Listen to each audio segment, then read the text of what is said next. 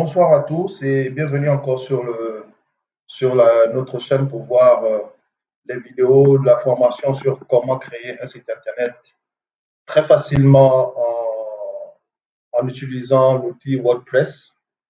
Ce programme de vidéo est destiné à toute personne qui n'a aucune connaissance en programmation. Voilà.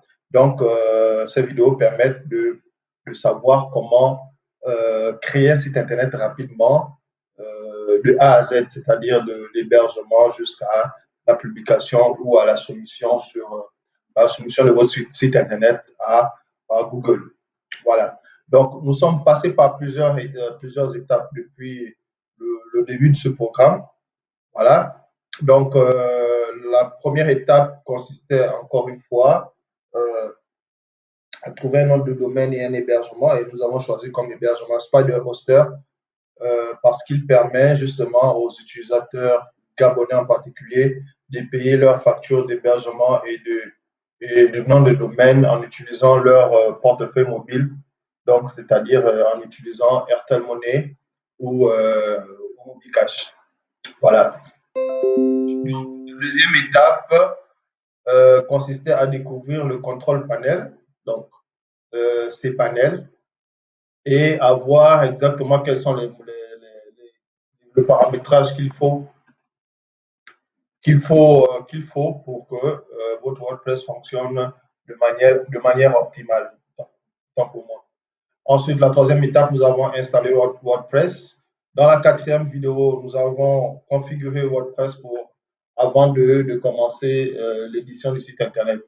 Et ensuite, nous sommes passés à la cinquième étape qui consistait à trouver un thème, donc un design parfait pour votre site Internet. Nous avons trouvé un design en fonction de notre activité. Et comme le site de démonstration est un site qui appartient normalement à une entreprise proposant des services numériques, donc nous avons trouvé un thème qui correspond à ce type d'entreprise. Voilà. Et nous sommes passés à l'étape 6 qui consistait à modifier le contenu texte, les images, les liens, etc., etc. Voilà. Donc là, nous sommes sur la septième étape qui consiste, quant à elle, à mieux configurer notre page de contact. Voilà. Cette page de contact, elle est déjà bien déterminée, mais par contre, comme vous pouvez voir, la page de contact est en anglais. Il va donc falloir changer tout ça, modifier tous ces éléments-là, les faire passer en français. Voilà, modifier la carte. Et étant donné que cette vidéo s'intéresse aux utilisateurs, particulièrement aux utilisateurs gabonais, donc il va falloir, par exemple,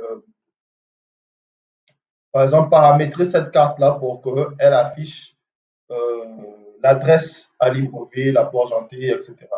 Voilà.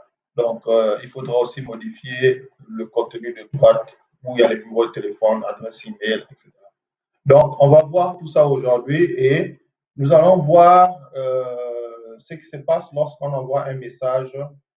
Si, par exemple, quelqu'un vous écrit sur votre formulaire de contact, vous devez normalement recevoir le message sur votre boîte électronique. C'est ce que nous allons configurer aujourd'hui. Voilà. Donc, sur la précédente vidéo, je disais que pour modifier le contenu texte d'une page avec Elementor, Elementor, c'est l'outil qui nous permet de modifier le contenu d'une page, en direct. C'est-à-dire que vous modifiez votre contenu et vous voyez exactement ce que ça donne en direct. Donc, pour modifier, par exemple, le titre de cette page, on va faire comme là dans la précédente vidéo. On va simplement cliquer sur modifier ici, modifier avec Elementor. Voilà. Et là, Elementor nous présente le contenu de la page ici. Et encore une fois, on va faire comme dans la vidéo. On va simplement cliquer sur le crayon pour changer ce titre-là. On va dire, on va écrire contactez-nous. Voilà. Si vous voulez modifier ce texte, vous cliquez sur le crayon et vous modifiez à gauche. Vous voulez modifier ce texte, vous cliquez sur le crayon ou sur le texte lui-même et vous modifiez le texte ici. Une fois que la modification est terminée, vous pouvez enregistrer ici. Ici, vous faites la même chose, vous cliquez sur le crayon et vous modifiez. C'est pas envoyer-nous un message, par exemple. Envoyer-nous un message. Voilà. Ici, on va mettre contactez-nous. Contactez-nous. Voilà. On va modifier l'adresse ici. On clique dessus. On laisse l'icône. On modifie quoi? Ici, l'adresse. Je ne sais pas. On va dire quartier.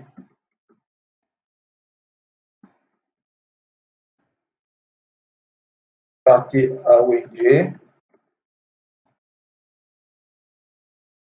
Avant.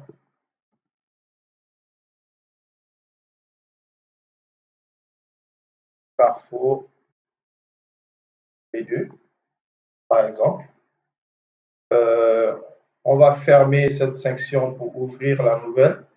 On va mettre notre adresse, on va mettre contact, adresse électronique, arrobase.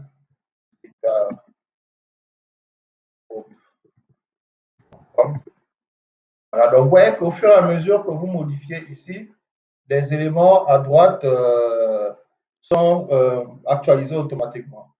Ici, on va mettre le numéro de téléphone. Bon, ce qu'on va faire, c'est qu'on va aller directement prendre le numéro de téléphone sur la page Facebook. Voilà. Ici.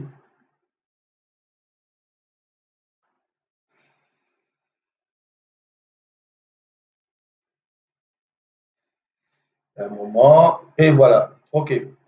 Le numéro, on va prendre ce numéro-là. Voilà. 62. On va l'ajouter ici. Pour que ça soit un peu plus esthétique, on va ajouter l'indicatif, plus 241, 62, 83, 68. OK, d'accord, c'est bon. On peut mettre des espaces aussi. Voilà. On va essayer de mettre des espaces. Voilà. Est-ce qu'on a un deuxième numéro? On va essayer d'ajouter un deuxième numéro.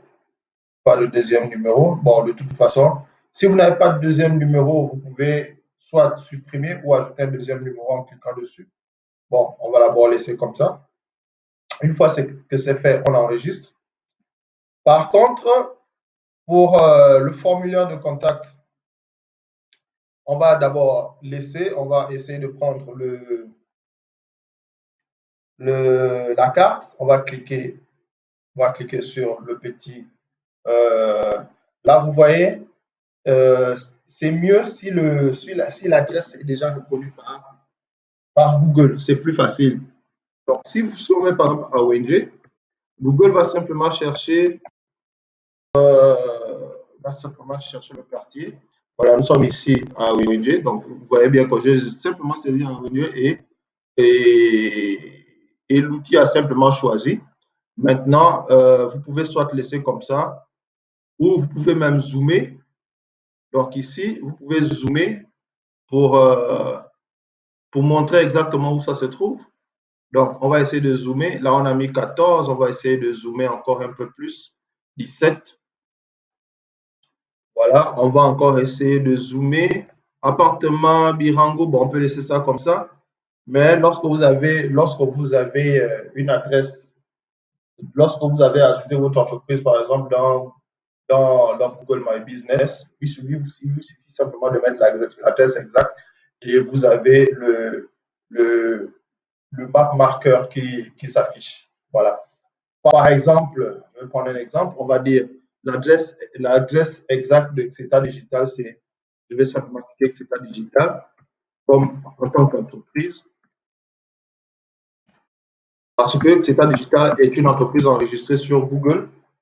sur Google My Business et vous voyez que Xeta Digital s'affiche déjà avec son emplacement. Voilà. Donc, vous, si vous n'avez pas encore d'adresse, vous pouvez simplement mettre, voilà, par exemple, si vous avez dit ici, quartier Awenge avant le carrefour B2, ben, vous pouvez simplement mettre le marché banane. On va essayer de mettre marché banane. Marché banane Awenge. Il va chercher. Et voilà, on tombe sur le marché banane Awenge, espace PME. Donc, on peut garder ça comme ça et on enregistre.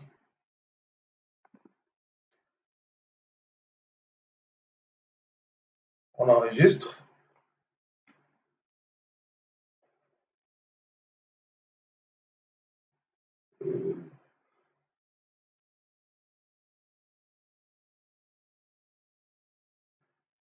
Voilà.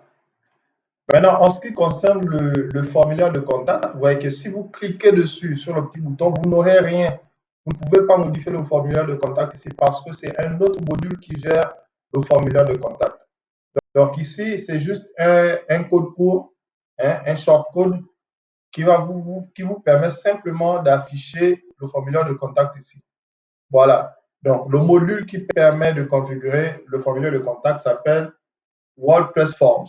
Donc, c'est un plugin qui est déjà installé.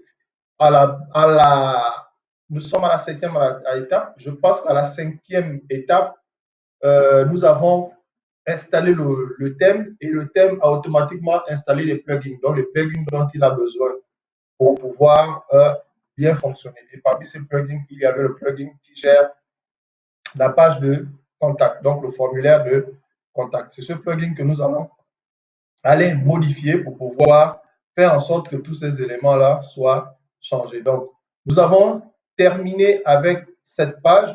On a enregistré. On va simplement fermer. Voilà, on va revenir. On va actualiser pour voir si les informations que nous avons, voilà, vous voyez, Awenge, contact, numéro de téléphone. Donc, nous allons maintenant aller modifier le formulaire de contact. Donc, on va simplement aller sur le tableau de bord. On va chercher dans le menu WordPress Form. Il est là. On va cliquer dessus. Et là, vous avez votre formulaire de contact. Vous avez vu le petit code que nous avions sur le formulaire sur le site. Vous le retrouvez ici. Donc, si vous supprimez ce shortcode là-bas, le formulaire ne fonctionnera plus.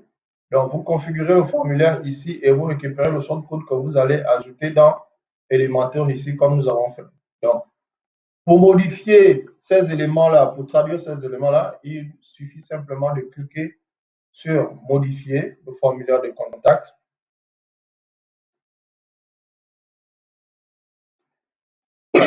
Désolé. Et là, on va faire pareil comme sur Elementor. Hein. Vous avez ici Name, voilà, champ option.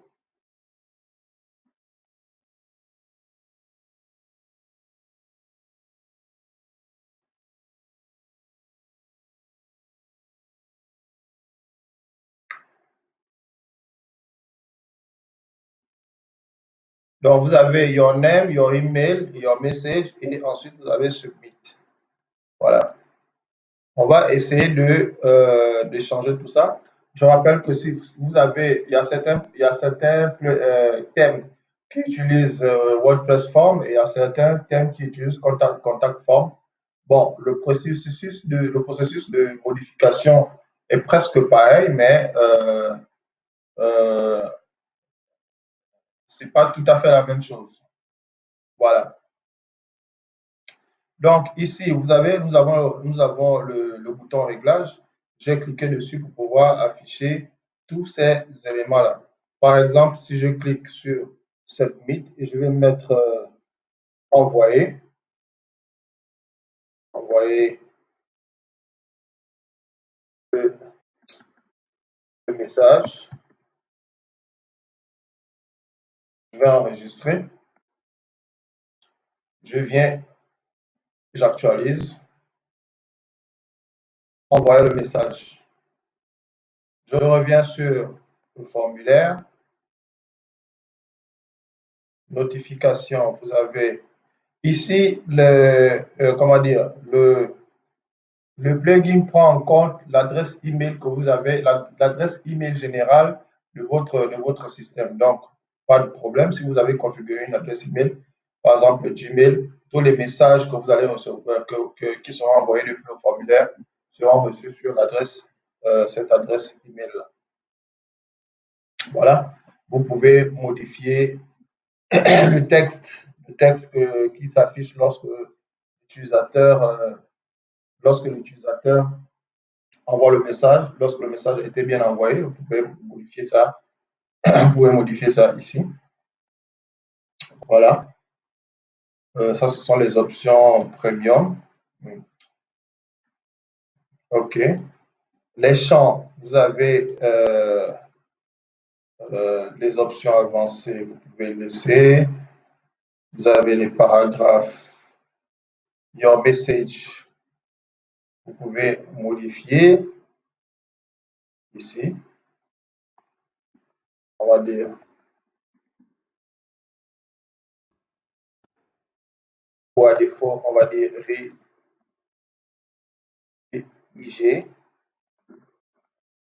rédiger le message. Voilà. La petite étoile, c'est juste pour dire que c'est un champ obligatoire en fait. Voilà. On va enregistrer. Ouais, c'est nécessaire. Libérer les messages.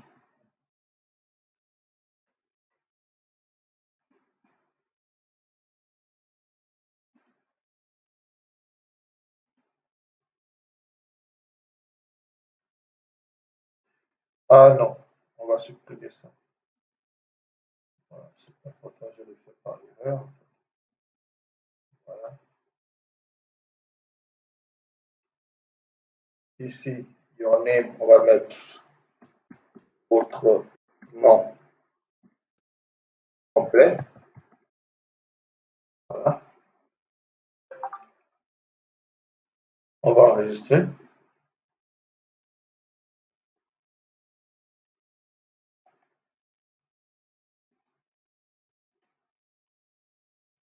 Votre nom complet. Ici, vous voyez que c'est pareil que sur Elementor.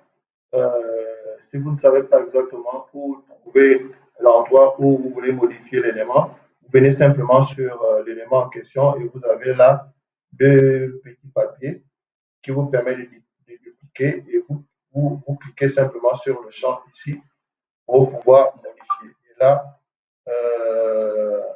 your email, vous allez chercher your email. Il est là, dans les options avancées. Voilà. On va votre email ou plutôt votre adresse email. Voilà, vous enregistrez. Donc, si vous voulez ici modifier complet, vous cliquez ici, vous cliquez dessus.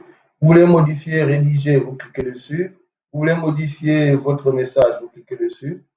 Vous voulez modifier ici, vous êtes obligé de prendre et cliquer dessus et envoyer votre message ici. Ici, c'est envoi.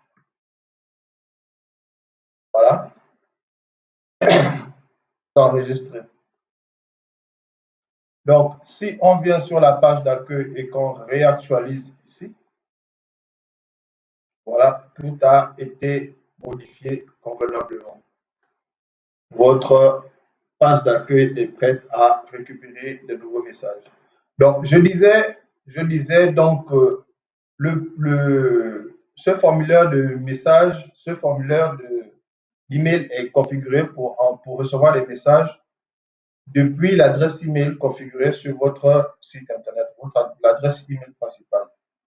Autrement dit, une fois que quelqu'un écrira sur ce formulaire de contact, l'adresse email qui recevra ce message, c'est l'adresse email qui est contenue sur votre configuration générale ici. Votre adresse email. Pour l'instant, mon adresse email, c'est contact@citafgroup.com. C'est cette adresse email qui va recevoir tous les nouveaux messages. Une fois que la page de contact a été configurée, ben, vous n'avez plus rien d'autre à faire, sinon que de passer à l'étape suivante. Voilà, merci pour cette vidéo. Merci encore pour avoir visionné cette nouvelle vidéo. Je rappelle qu'avant d'arriver à cette étape-là, il y a plusieurs vidéos qui précèdent. Donc, il est important pour vous d'aller regarder ces vidéos. Donc, le programme a commencé avec la première vidéo. Je vous conseille fortement d'aller voir déjà cette première vidéo pour être au fil de tout le processus. Voilà. Parce que nous ne sommes pas arrivés là par hasard. Si vous commencez là, vous ne saurez pas qu'est-ce qui s'est passé avant. Donc, il faut vraiment que vous alliez regarder la première vidéo, la deuxième, la troisième et ainsi de suite. Voilà. Merci encore une fois pour avoir visionné cette vidéo. Je vous donne rendez-vous pour la vidéo numéro 8 qui consistera à publier votre site internet dans la Search Console. Merci et à très bientôt.